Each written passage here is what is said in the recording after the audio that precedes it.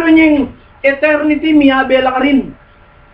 At kay ba't mo, para mo ka rin ng tao, masisabunto ka rin eh. Pulda siya banta Matea. Gewa na ito. Bakit gewa na? Kasi kaluguran na katamo. O tangayin tindihan tayo po itang lugod na ita. Itang lalam na nitang lugod na gewa na ning Ginoo, itang sakripisyo na. Ay, kabataan na ninyo, we are led to mourning. A deep sorrow for sins floods over us. Makonsensya ako. Makonsensya tamo. Ito tagawa ko yung kasalanan na nakaragulay. Hala? Uita mo yung pwedeng makapagbayo kaya katamo kapatay. O naintindihan tayo talaga the meaning of the cross. Meditating on the cross makes a difference. Ito po ang kulang sa ating mga Adventist ngayon, mga kapatid. Minsan masyado na tayo nakapokus sa 10 utos. Minsan masyado na tayo nakapokus sa mga bawal, di dapat gawin ito. Ba't di natin subukan? Kahit na itong Semana Santa lang, kahit na hindi natin ugali ito bilang mga Adventist, pero siguro bukas tayo ng Biblia. Yung huling kabanata ng Mateo, yung huling kabanata ng Marcos, yung huling kabanata ng Lucas, yung huling kabanata ng Juan, yung 5 huling kabanata ng mga yan, basahin natin. Yung mga nalalabing oras sa buhay ni Jesus. Basahin din ninyo ang Desires of the Ages. Yung huling kabanata nito, mga kapatid, at makikita ninyo ang pag-ibig ng Panginoon. At yun lamang ang pwedeng magbago sa buhay natin, mga kapatid. Yung naunawaan natin kung ano ang ginawa talaga ni Jesus sa krus. Bilang panghuli, nung Vietnam War, mga kapatid, at alam naman natin, nagkaroon ng giyera ang mga Vietcong at ang mga Amerikano, di ba? At dahil sa labanan, kailangan mag-evacuate ang mga tao sa kanilang mga baryo. Nagkaroon po ng mga sunog. Meron pong isang orphanage na tinamaan ng bomba. Orphanage. Ano po yung orphanage? Ito yung mga bahay ampunan. At dahil dito, an orphanage staff member made radio contact with the US Navy doctor and nurse. Bakit? Bakit bigla silang pumontak doon sa US Navy and nurse? Magpadala kayo kagad dito ng doktor at nurse, ang sabi ng mga Amerikano. Bakit? Kasi merong isang little orphan girl dying from the loss of blood caused by the explosion. Baka tinamaan ng matigas na bagay, tinamaan ng kanyang kamay, hindi po binanggit, pero ang sabi sa kwento, bleeding siya. At kung hindi kagad masasalina ng dugo o kaya matatakpan yung nagbi-bleed, pwedeng ikamatay ng bata, mga kapatid. The doctor and the nurse explained the need for a blood donor. Sabi nila, kailangan namin ng blood donor, giyera. Saan ka maghahanap ngayon ng Red Cross? Wala naman silang mga blood supply pa doon. Kailangan ka pa tumawag ngayon sa home base nila. So, naghanap sila ng blood donor. Kailangan blood transfusion. Maya-maya, merong isang bata. Nag-volunteer ito. Itong batang ito. Bata? Yung nangangailangan ng dugo ay bata. Ang nagbigay ng dugo, ang nag-volunteer ay isang bata. Tinanong siya, bakit kaya bata-bata mo gusto mo mag-volunteer na magbigay ng dugo? Sabi po niya, the little boy was crying, umiiyak siya, ang sabi niya, kaya gusto ko pong mag-volunteer na magbigay ang aking sariling dugo, ang sabi niya, because he is my friend. Matalik pala niya, kaibigan, yung batang babae. Mga kapatid, iba sa atin. Hindi po tayo kaibigan ng Diyos. Ang sabi ng Biblia sa Roma, tayo'y kaaway ng Diyos dahil sa ating kasalanan. Rebelde tayo. Parang kagaya ni Satanas. Rebelde si Satanas. Kaya nung siya bumaba dito, inakay tayong magkasala. Nagkasala naman tayo.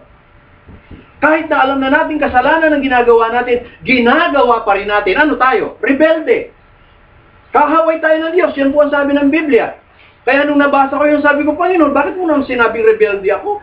Mabuting tao ako. Hindi ako gumagawa ng masama. Pagkatapos rebelde ako. Pero kailangan kong tanggapin ang sinabi. Kayo'y kaaway ng Diyos. Itong batang ito, mga kapatid, tama lang, natulungan niya yung kapwa niya bata. Kasi bakit? Kaibigan niya. Matalik niyang kaibigan. Kahit na maubos pa ang dugo niya para lamang mabuhay ang kanyang kaibigan, gagawin niya. Bakit? Kasi kaibigan niya. Pero iba ang Panginoon, mga kapatid. Kaaway tayo ng Diyos. Pero ibinigay ng Diyos ang kanyang buhay, hindi sa kanyang kaibigan, sa atin na kanyang kaaway. Kaibang-kaiba dito, mga kapatid. Kung yung kaibigan, pwede kang mamatay para sa kaibigan mo, pero mahirap mamatay para sa kaaway mo. Paboren ko niya yan. Ale? Uy kayo po. Ale? Oo. Pero yun ang ginawa ng ating Panginoon, mga kapatid, sa krus. Kaya kapag tayo tumitingin sa krus, we have something to celebrate. Why? The cross transforms our failure. Kung tayo'y nangihina, kung tayo'y natatalo ng tukso, natatalo ng ating mga kahinaan, mga kapatid, ng ating mga bisyo, mga kapatid, sa ating pagtingin sa krus, pwede tayong magtagumpay. Pwede kang manalo laban sa kahinaan mo. There is something to celebrate because of the cross. Why? The cross cleanses away guilt.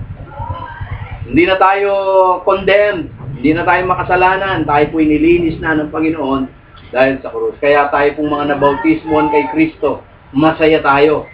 Bakit? Pag-ahon natin sa tubig, pangalan mo nakasulat sa aklat ng buhay. Pangalawa, kung may kasalanan ka, murado lahat. Sa harapan ng Diyos, malinis ka dahil ang kanyang nakikita ay ang kanyang anak, nakabalabal ang kanyang katwiran sa iyo. Mga kapatid. There is something to celebrate about the cross. Why? Because the cross reveals our forever friend. Our forever friend. Meron tayong kaibigan na hindi mag-iiwan sa atin. So mga kapatid, what is the meaning of the cross? The cross means death for Jesus Christ. But the cross means life for you and me. Yun lang. No? Hindi lang buhay na walang hanggan, kundi buhay dito. Pwede tayong magtagumpay. Pwede tayong mabuhay na walang guilt. Pwede tayong mabuhay na may kasama. Walang iba ang kaibigan natin, si Jesus. So the cross, the meaning of the cross is love. Love of God to man. At because of that love, may buhay tayo dahil sa love na iyong kapatid. Amen? Amen. Kaya pwede tayong umibig ng ating kapwa dahil tayo unang inibig. Pwede tayong magpatawad ng ating kapwa kasi una tayong pinatawad. Pwede tayong makipagkaibigan ngayon sa ating kapwa dahil una tayong kinaibigan ng Diyos. Mag-iiba ang ating pakikitungo sa ating kapwa dahil sa ginawang pagbabago ni Jesus doon sa krus ng Kalbaryo. Kaya mga kapatid, ito pong nalalapit na Semana Santa. Yan. So tayo po yung mga Adventist at ito'y tradisyong Katoliko. Samantalahin natin ang panahon. Nagbasa tayo yung huling 5 kapitulo ng bawat aklat sa Ebanghelyo. Mateo, Marcos, Lucas, at Juan. Yung pong huling 5. Basahin po ninyo. No? Huling 5. Pagkatapos doon sa Desires of the Ages, yung Bukal ng Buhay, basahin din po ninyo yung mga huling mga kapitulo nito. Lalo na yung nung si Jesus ay hulihin, nung siya ay latiguhin, nung siya ay ipako sa krus hanggang siya ay mabuhay. Kikita ninyo mga kapatid, siguraduhin ko sa inyo, lalong lalalim ang pagmamahal natin kay Jesus. At lalo namang mawawala yung appetite natin sa kasalanan o kay Satanas. Iiwas tayo. Ay pong lahat ay tumayo para po sa ating panalangin.